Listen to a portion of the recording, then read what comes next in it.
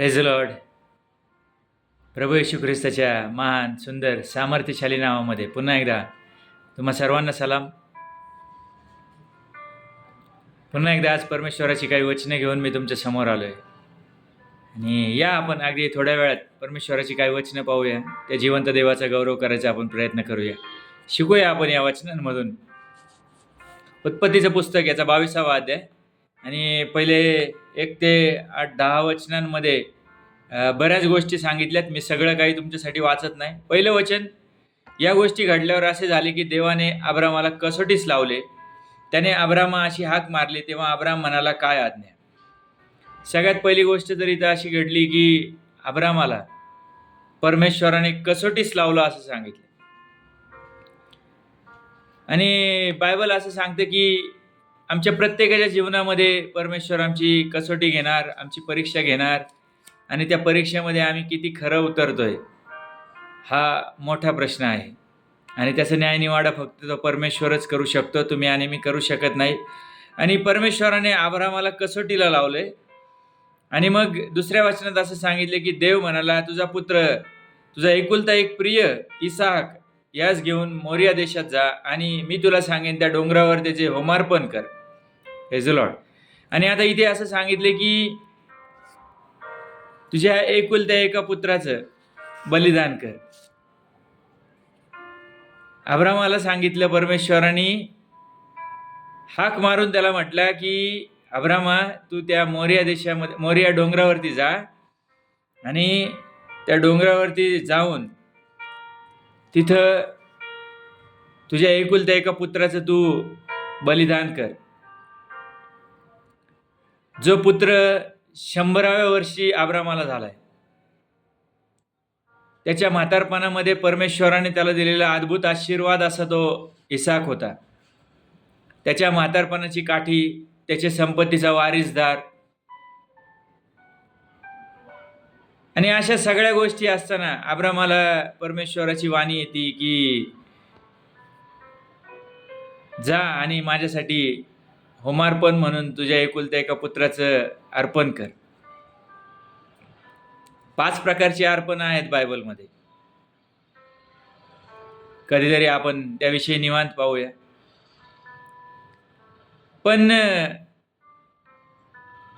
या अब्रामाला ज्यावेळेस ही वाणी ऐकू आली, त्यावेळेला तुमच्या माझ्यासारखा व्यक्ती असला असता तर म्हटला असता की परमेश्वराची ही वाणी निश्चितच नसेल. आणि त्या व्यक्तीने म्हणायला सुरुवात केली असेल की येशूच्या नावामध्ये मी तुला हाकलून लावतो. ज्या परमेश्वराने मला 100व्या वर्षी पुत्र दिलाय आणि त्या इसाकाला बलिदान करायला लावतो, तू सैताना, मी तुला येशूच्या नावात हाकलून लावतो. परंतु जेव्हा अब्रामाला ही वाणी समजली, ज्यावेळेस त्याच्या लक्षात आलं की परमेश्वर आपल्याला काहीतरी आज्ञा देत आहे आणि त्याने मोठ्या विश्वासाने दुसऱ्या दिवशी सकाळी मोठ्या पहाटे सुटला असं सांगितलंय 3ऱ्या वचनात. गाढवावर खोगीर घातले, आपल्याबरोबर 2 सेवक व आपला मुलगा इसाक यास घेतले आणि होमार्पणासाठी लाकडे फोडून घेतली. मग देवाने सांगितलेल्या ठिकाणाकडे तो निघाला.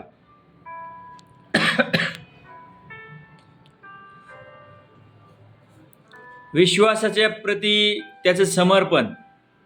आम्ही अनेकदा विश्वासामध्ये आम्ही कमजोर असतो, आम्ही खाली पडतो, आम्ही विश्वासामध्ये दृढ टिकून राहत नाही. अनेकदा आमच्या जीवनांमध्ये असं घडतं. ज्यावेळेला संकट येतात, समस्या येतात, अडीअडचणी येतात आणि लोक निराश होतात आणि काय मग देवाला आता आमची काळजीच नाही, मी प्रार्थना तर रोज करतोय बाबा, पण काय देव काय करेल काय माहीत नाही. म्हणजे अशा प्रकारचे निगेटिव्ह आन्सर्स आम्हाला अनेकदा ऐकायला मिळतात. आज जगामध्ये निगेटिव्हिटी जास्त पसरत चालली, नकारात्मकता. परंतु जर बायबलमध्ये पाहिलं तर या अब्रामाकडे जेव्हा आम्ही पाहतो त्यावेळेस आम्हाला अद्भुत गोष्टी इथे पाहायला मिळतात. आणि त्या इसाकाचं होमार्पण कर असं तिथे सांगितलंय. आता हे होमार्पण म्हणजे नेमकं काय, तर एखाद्या मेंढराचा किंवा एखाद्या प्राण्याचा बळी द्यायचा त्याचं रक्त त्या वेदीच्या सभोवती पसरवायचं आणि मग त्याचे कापून तुकडे करायचे आणि ते त्या वेदीवरती ठेवायचे आणि मग त्याला अग्नी द्यायचा. अशा प्रकारे तो होमार्पणाचा प्रकार होता. लेवीच्या पुस्तकात पहिल्या अध्यायात गेलं तर होमार्पण तिथं कसं केलं जायचं ते तुम्हाला पाहायला मिळेल. आणि मग तसं होमार्पण या इसाकाचं करायचं का?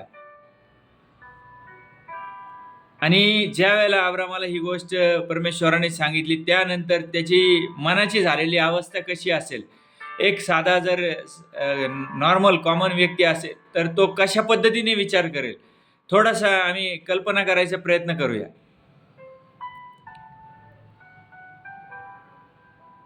स्वतःच्या पोटच्या लेकराला अशा पद्धतीने मारायचंय आणि परमेश्वरासाठी त्याचा बलिदान द्यायचंय. विचार करा थोडासा. परंतु या अब्रामाने परमेश्वरासंगती कुठलीच आर्ग्युमेंट केलेली आम्ही पाहतो, कुठलीच आर्ग्युमेंट केलेली नाही आम्ही पाहतो. अब्राम मोठ्या पहाटे सुटलाय, कदाचित रात्रभर झोपला नसेल, झोप लागली नसेल त्याला. सकाळीच उठून 2 सेवकांना संगती घेतलंय, गाढवावर खोगीर घातलंय, लाकडं घेतलीत, विस्तव घेतलाय, इसाकाला संगती घेतलंय आणि निघालाय तो त्या मोरिया देशामध्ये, त्या डोंगराकडे जिथे परमेश्वराने त्याला सांगितलंय. 3 दिवस चालत गेलाय. तिसऱ्या दिवशी 4थ्या वचनामध्ये सांगितलंय, तिसऱ्या दिवशी अब्रामाने दृष्टी वर करून ती जागा दुरून पाहिली आणि अब्राम आपल्या सेवकांना म्हणाला, इथे गाढवाजवळ थांबा, मुलगा व मी पलीकडे जातो आणि देवाची उपासना करून तुमच्याकडे परत येतो. काय म्हटला सेवकांना तो? इथं गाढवाजवळ थांबा, मी आणि मुलगा आम्ही दोघंजण जाऊन परमेश्वराची उपासना करून परत येतो. आजकाल आम्ही पाहतो की गर्दी असली की प्रार्थना करायला बरं वाटतं, गर्दी असली की देवाची स्तुती करायला, आराधना करायला, उड्या मारायला आणि खूप मजा वाटते. परंतु इथं पाहिलं तर अब्रामाने त्या सेवकांना गाढवाजवळ उभं केलंय. उपासना करण्यासाठी गर्दीची गरज नाही, उपासना करण्यासाठी चांगल्या मनाची, चांगल्या अंतःकरणाची गरज आहे, हे आज आम्हाला समजून घ्यायचंय. उपासना करण्यासाठी एकट्यानेच जाण्याची गरज आहे. ज्यावेळेस आम्ही प्रभू येशू ख्रिस्ताकडे पाहतो, तो त्याच्या शिष्यांना सोडून डोंगरावर एकटाच जायचा आणि परमेश्वराची प्रार्थना करायचा. इव्हन येशूने पण सांगितलं एका ठिकाणी की मत्तय वर्तमानात, ज्यावेळेस तू प्रार्थना करतोस त्यावेळेस आपल्या खोलीत जा, दार बंद कर, खिडक्या बंद कर आणि आपल्या जिवंत देवाची, गुप्तदर्शी पित्याची तू प्रार्थना कर. परंतु आज आम्हाला गर्दीमध्ये बसून आमची धार्मिकता मिरवायला खूप आवडतं. आज मला तुम्हाला सगळ्यांना सांगायचंय, उपासना ही एकट्याने करायची गरज आहे. एकटे असताल त्यावेळेला परमेश्वराची प्रार्थना करा, त्याची उपासना करा, त्याची आराधना करा. फक्त तो देवच बघेल, त्या देवालाच मान्य होईल अशा पद्धतीची आराधना करायला शिका. जे आराधनेच्या वेळेस उपस्थित नसतात, जे आराधनेमध्ये नसतात, ते कुठे असतात? गाढवाजवळ थांबलेले असतात. विचार करा, आज तुम्ही कुठे आहात? आणि मग पुढे ज्यावेळेस आम्ही पाहतो, तो त्या जागेकडे चाललाय. इसाकाच्या पाठीवरती लाकडं दिलेली आहेत, हातामध्ये सुरा घेतलाय, विस्तव घेतलाय आणि 5वं 6वं 7वं वचन जर पाहिलं तर 7व्या वचनामध्ये इसाक त्याला म्हणतो की इसाकाने आपला बाप अब्राम यास म्हटले. बाबा तो म्हणाला, काय म्हणतोस? त्याने म्हटले, पहा विस्तव लाकडे आहेत, पण होमार्पणासाठी कोकरू कुठे आहे? आणि तो मुलगा विचारतोय की होमार्पणासाठी कोकरू कुठे आहे? कशाचं होमार्पण करायचंय तो त्याच्या वडिलांना विचारतोय. आणि अब्राम म्हणालाय, बाळा देव स्वतः होमार्पणासाठी कोकरू पाहून देईल. हालेलुया. काय विश्वास होता या अब्रामाचा, अद्भुत. आमच्या घरातला एखादा व्यक्ती आजारी पडला, दवाखान्यात असेल तर 4 नातेवाईक त्या दरवाजाच्या बाहेर बसून रडत असताना आम्ही पाहतो. ज्यावेळेला एखाद्या घरामध्ये डेथ होती त्यावेळेस त्या घरातल्या व्यक्तींची रडतानाची अवस्था पाहून आम्हालाही ऊर भरून येतं किंवा आम्हालाही दुःख होतं, आम्हाला वाईट वाटतं खूप की असं नव्हतं व्हायला पाहिजे. पण ह्या अब्रामाला माहित होतं की मला माझ्या एकुलत्या एका पुत्राला स्वतःच्या हाताने याचा वध करायचा आहे, याला त्या वेदीवरती ठेवायचं आहे, त्या मृत शरीराला मला अग्नी द्यायचा आहे.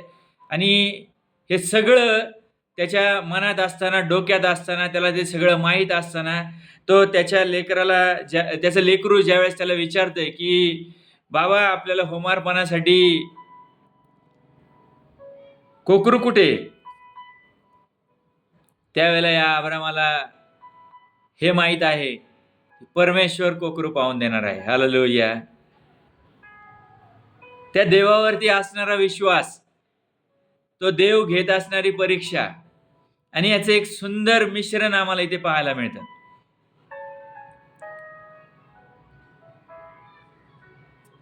देव स्वतः पाहून देईल, आणि त्याला उगाचच विश्वासाचा जनक, विश्वासाचा पिता असं उगाचच नाही म्हटलेलं. देव स्वतः पाहून देईल.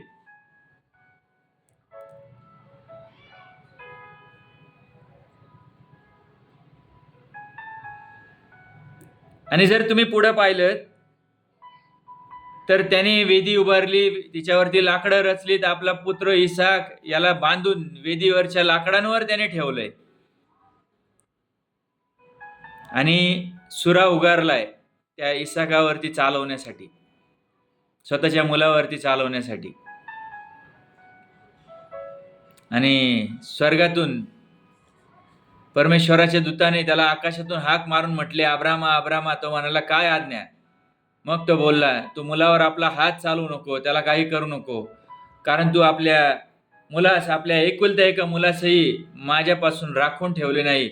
यावरून तू देवाला भेऊन चालणारा आहेस हे मला कळले. Praise the Lord.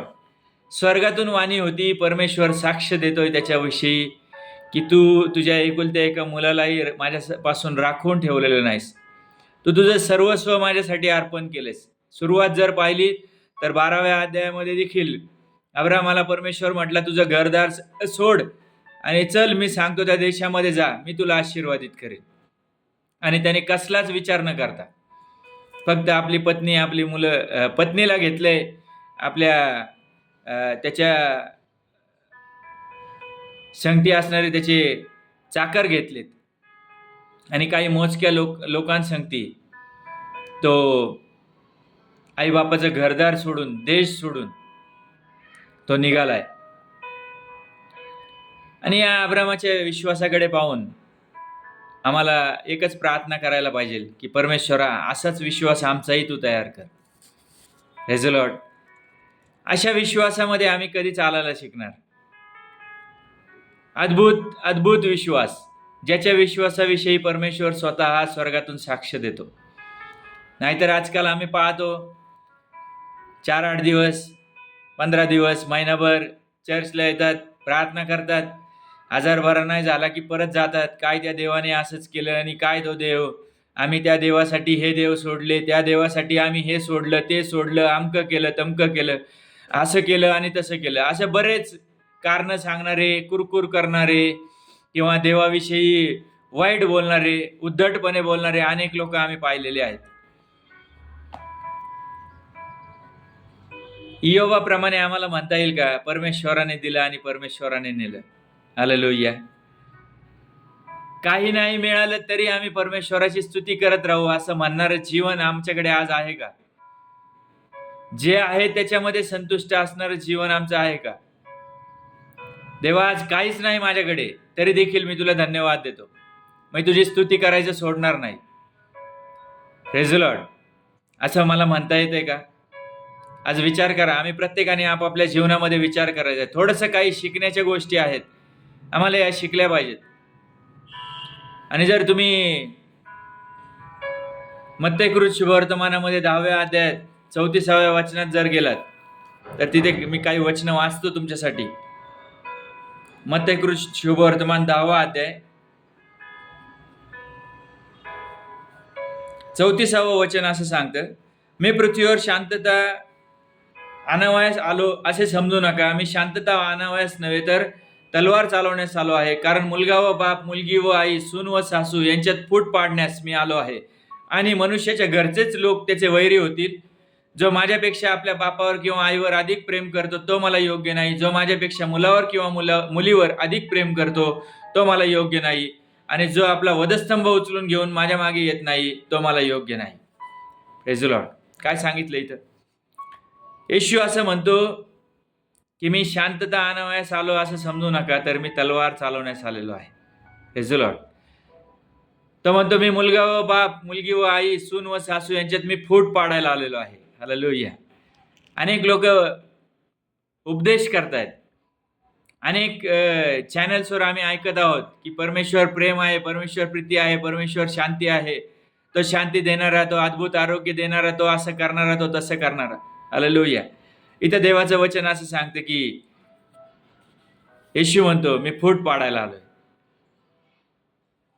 तो म्हणतो मनुष्याच्या घरचेच लोक त्याचे वैरी होतील.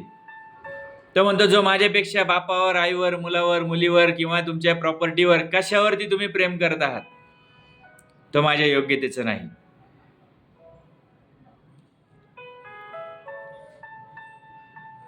जो आपला वधस्तंभ उचलून घेऊन माझ्या मागे येत नाही तो माझ्या योग्यतेचं नाही.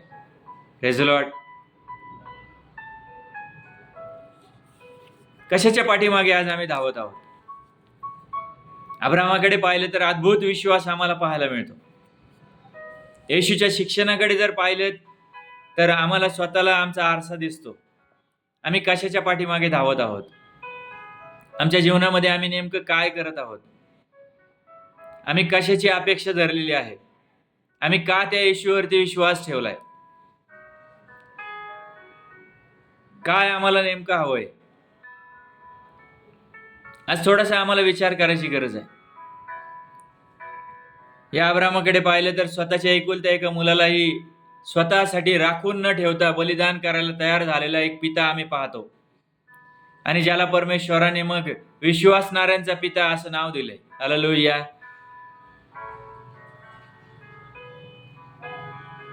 त्याने जी लाकडं संगती घेतली ती वधस्तंभाचं प्रतीक आहे. जुना करार हा नवीन कराराची सावली आहे आणि ती लाकडं जी त्यांनी संगती घेतली ती वधस्तंभाचं एक प्रतीक आहे. ज्या वधस्तंभावरती प्रभू येशू ख्रिस्त तुमच्या आणि माझ्यासाठी बलिदान झाला. तो सुरा प्रतीक आहे त्या भाल्याचं जो प्रभू येशू ख्रिस्ताच्या छातीमध्ये भोसकला गेला.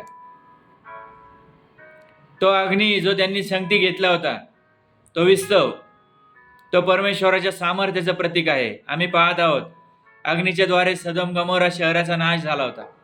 आम्ही आजच्या दिवसांमध्ये पाहत आहोत त्याच अग्नीच्या द्वारे लॉस एंजेलिसमध्ये भयानक प्रकारे परमेश्वराने सगळं जाळून भस्म करून टाकले. तो अब्राहम प्रतीक आहे त्या जिवंत देवाच्या सामर्थ्याचं, त्याच्या विश्वासाचं, त्या बापाचं प्रतीक, त्या बापाचं हृदय दर्शवणारा तो अब्राहम आहे. आणि तो इसाक प्रतीक आहे त्या प्रभू येशू ख्रिस्ताचं, ज्या बापाने स्वतःचा पुत्र या जगासाठी राखून ठेवलेला नाही. ज्याप्रमाणे अब्राहमाने इसाकाला स्वतःसाठी राखून ठेवलं नव्हतं त्याच प्रकारे जिवंत देवाने प्रभू येशू ख्रिस्ताला स्वतःसाठी राखून ठेवलं नाही. आणि तो येशू या जगामध्ये आला, तुमच्या माझ्या पापांसाठी वधस्तंभावरती बलिदान झाला, तो मरण पावला, तो तिसऱ्या दिवशी पुन्हा उठला, तो स्वर्गात गेला आणि खूप लवकर पुन्हा एकदा येत आहे. शेवटच्या काळाची चिन्ह आम्ही पाहत आहोत, ऐकत आहोत. आणि तुमच्या माझ्या प्रत्येकाची अशाच प्रकारे अग्निपरीक्षा देखील होणार आहे. प्रभू येशू ख्रिस्त लवकर येणार असताना काय आम्ही त्याच्यासाठी तयार आहोत का? ज्या प्रकारे अब्रामाची परीक्षा झाली त्याच प्रकारे बघा 1 पेत्र 4 अध्याय आणि 12व्या वचनामध्ये सांगितलंय, प्रियजनो, तुमची पारख होण्यासाठी जी अग्निपरीक्षा तुम्हावर आली आहे तिच्यामुळे आपणास काही अपूर्व झाले असे वाटून त्याचे नवल मानू नका.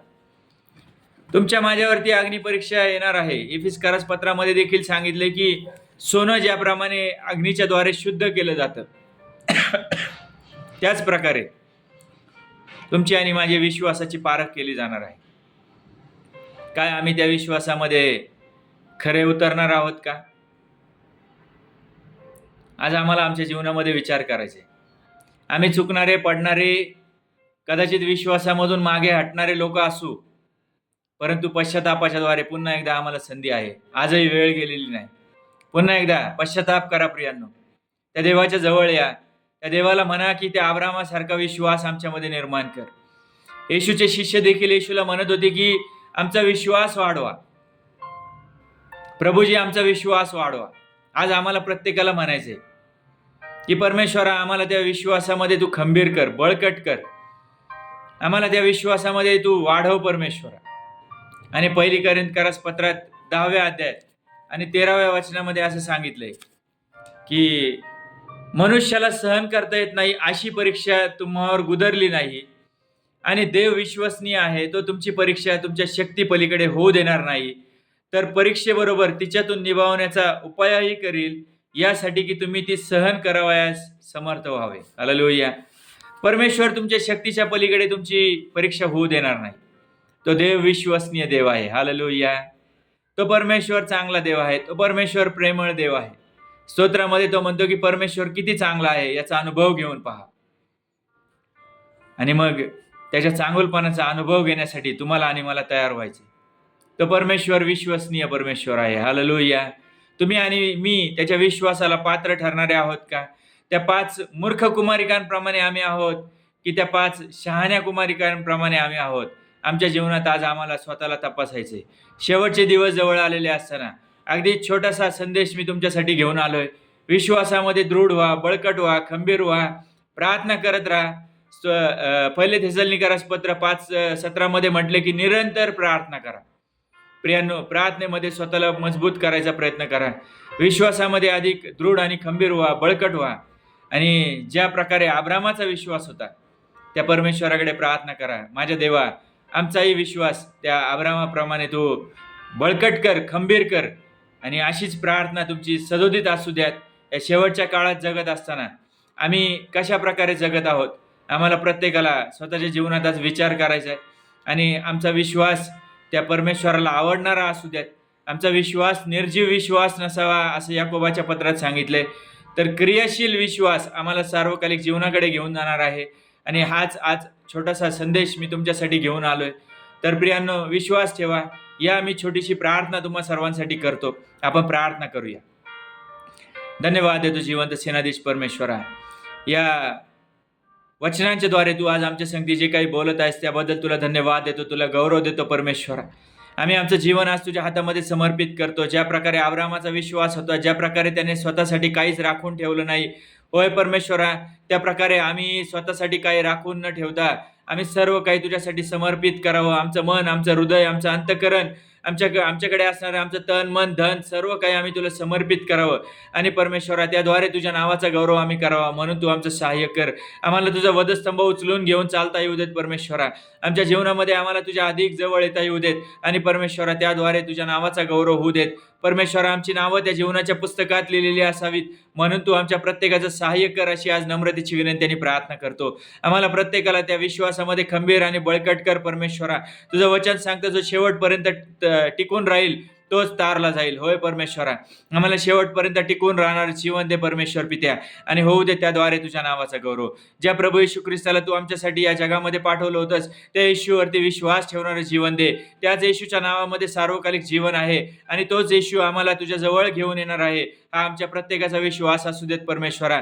त्या येशूने सांगितल्याप्रमाणे तो पवित्र आत्मा आमच्या प्रत्येकाच्या जीवनात कार्य करणारा असू देत. आणि त्या पवित्र आत्म्याद्वारे तू आम्हाला प्रत्येकाला घडव, आम्हाला शिकव, आम्हाला तयार कर. आणि परमेश्वरा, तुझ्या नावाचा गौरव आमच्या जीवनाच्या द्वारे तू करून घे, अशी विनंती आणि प्रार्थना करतो. माझ्या देवा, आज या वचनांच्या द्वारे तू आमच्याशी बोललास म्हणून तुला धन्यवाद देतो. हा व्हिडिओ पाहणाऱ्या प्रत्येकाच्या जीवनामध्ये तू कार्य कर.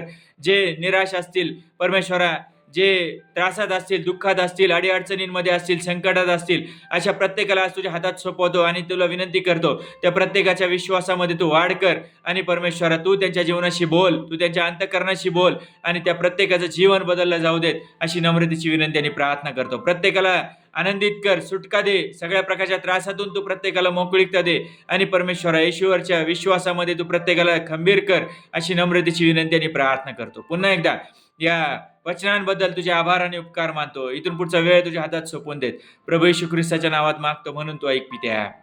आमेन, आमेन. Praise the Lord.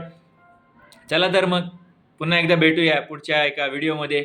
तोपर्यंत काळजी घ्या, प्रार्थना करा आणि देवावरच्या विश्वासामध्ये खंबीर होण्यासाठी त्या देवाकडे सतत प्रार्थना करत जागृत राहा. हालेलुया. थँक्यू.